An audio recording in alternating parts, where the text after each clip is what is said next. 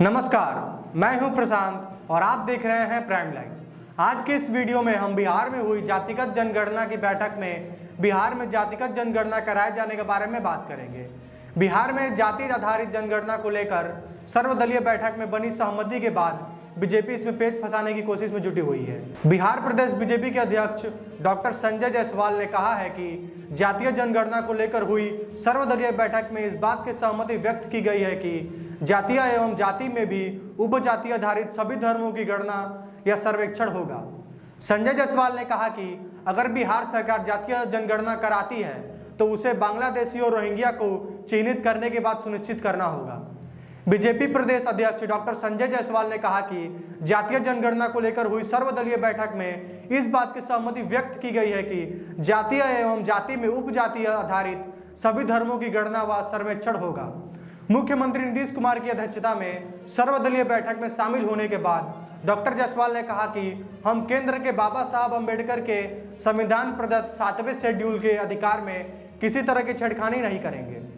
उन्होंने बताया कि नेता प्रतिपक्ष ने भी कहा कि यह सर्वे या गणना ओबीसी कमीशन या अन्य तरह से होनी चाहिए।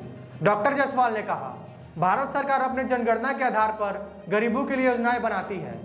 अभी प्रधानमंत्री नरेंद्र मोदी की 60 से ज्यादा योजनाएं गरीब कल्याण के लिए ही हैं। हम कभी उसमें जाति आधारित विभेद नहीं करते। बता दें कि जातीय जनगणना आजाद भारत में एक बार नहीं हुई है। आखिरी बार साल 1931 में ब्रिटिश हुकूमत के दौरान ही जाति के आधार पर जनसंख्या के आंकड़े इकट्ठे किए गए थे। इसके बाद कभी भी जाति के आधार पर जनसंख्या के आंकड़े जारी नहीं हुए हैं। वैसे तो सबसे पहले 1881 में जनगणना हुई थी और उसके बाद हर 10 साल में जनगणना होती गई, लेकिन 1931 के बाद जाति के आधार पर जनगणना के आंकड़े सामने नहीं आए। 1931 के बाद 1941 को जाति के आधार पर जनगणना तो हुई थी, लेकिन इसके आंकड़े सार्वजनिक नहीं किए गए।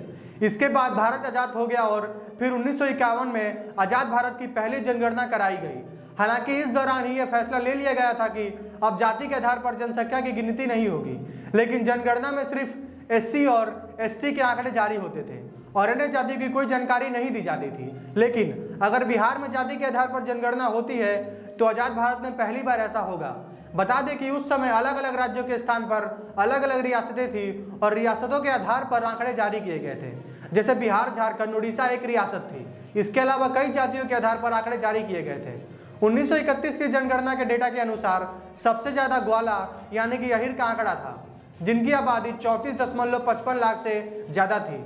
रिपोर्ट्स के अनुसार इसके बाद 21 लाख से ज्यादा ब्राह्मण थे और करीब 9 लाख भूमिहार ब्राह्मण थे। साथ ही 14.52 लाख कुर्मी, 14.12 लाख राजपूत, लगभग 13 लाख हरिजन जाति के लोग थे। वहीं 12.90 लाख दोसाध, 12 लाख तेली और लगभग 10 लाख खड़ैत और लगभग 10 लाख जोहला जाति के बताए जाते हैं। 4 लाख से ज्यादा धोबी और 2 लाख से ज्यादा बनिए थे।